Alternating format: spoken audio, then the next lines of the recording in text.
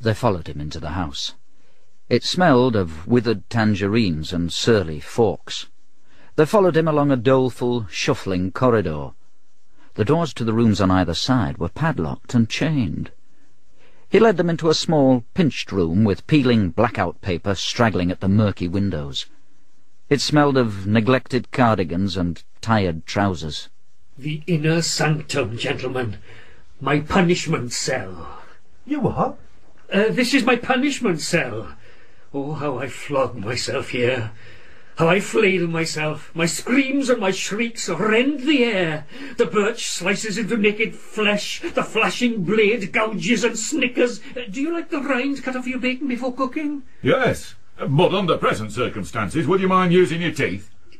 Are you sure I can't tempt you to a wild and rampant woman? No, we'll stick to God, tar very much. He won't spend all night scratching in bed, will he?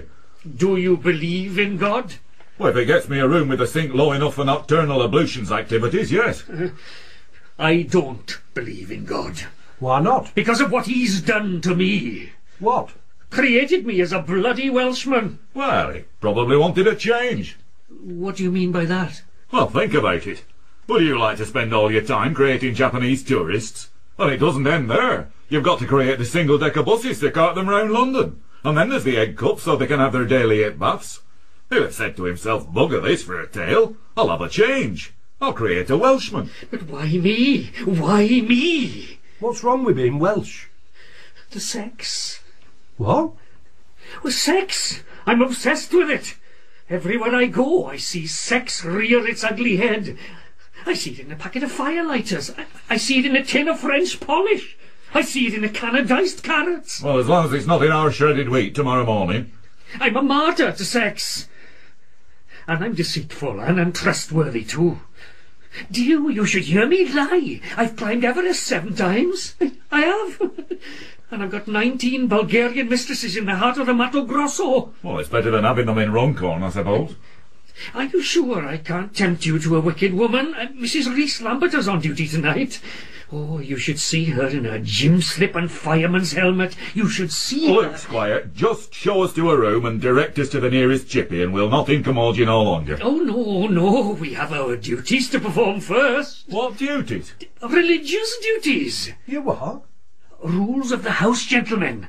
All guests must attend evening service, morning prayers, oblations, immolation, and if in possession of a valid MOT certificate, vespers, matins, complines, and night vigil for the long-departed souls of randy aromatherapists. Do you know, Carter, I'm surprised Trust House 40 haven't thought of this. It would make a very pleasant change from getting your muffler trapped in the trouser press. The Reverend Lofoten-Jones snickered softly to himself, and with many a nod and many a wink, led them back through the house and into the corrugated iron chapel in his grumpy front garden. Here you are, boys. All my own work. There were 2 lines of pews. On the back of one was the legend, "Property of Porthcawl Borough Council." On another was carved, "I am an ex-Welsh guardsman, aged 23, and I like—" Did you make the pulpit? Oh, yes, indeed. Out of a do-it-yourself fitted wardrobe kit. I thought as much. You've got too many handles on the door. The Reverend Lofoten-Jones sighed with pleasure. This is my church. I created it myself to take my mind off sex. I'm the only member. Aye, well, you want to enrol Jenny Murray, and you'd be put off it for life, wouldn't you? Well, if you'd be kind enough to take your places, my friends, I shall just change into something appropriate to the occasion, and the service will commence. He disappeared behind a curtain at the back of the altar. Uncle Mort and Carter Brandon sat warily on one of the benches. Uncle Mort opened a battered hymnal. A card dropped out and fell on his lap. He picked it up and read it. Nurse Jenkins. All services performed under strictest confidentiality. Bring your own wash bag.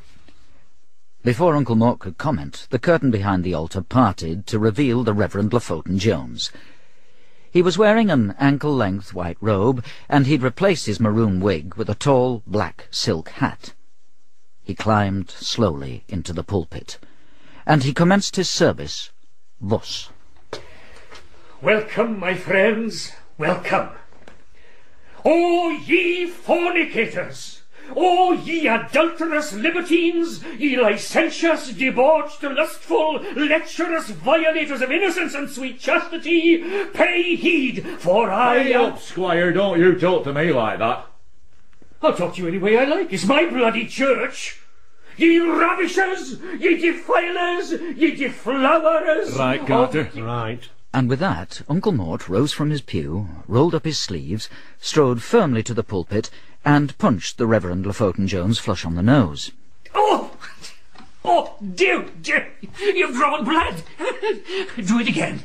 It's lovely. It hurts like buggery. Right then, right. Uncle Mort took hold of him by the scruff of the neck, dragged him out of the pulpit, and hurled him to the ground. Oh, that's it, man. Lovely, lovely. Put the boot in. Give it some welly. Certainly. Carter, would you care to assist me? Certainly.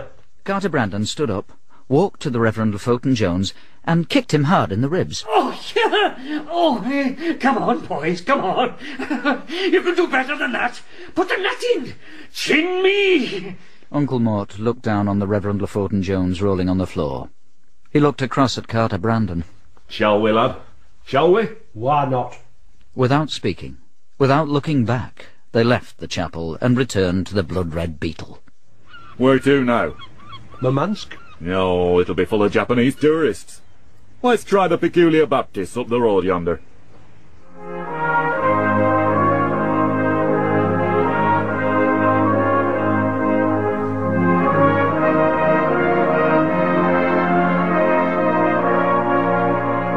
In Lofoten-Jones, you heard Stephen Thorne as Uncle Mort, Sam Kelly as Carter Brandon, Liz Golding as Pat, and Howell Evans as the Reverend Lofoten-Jones.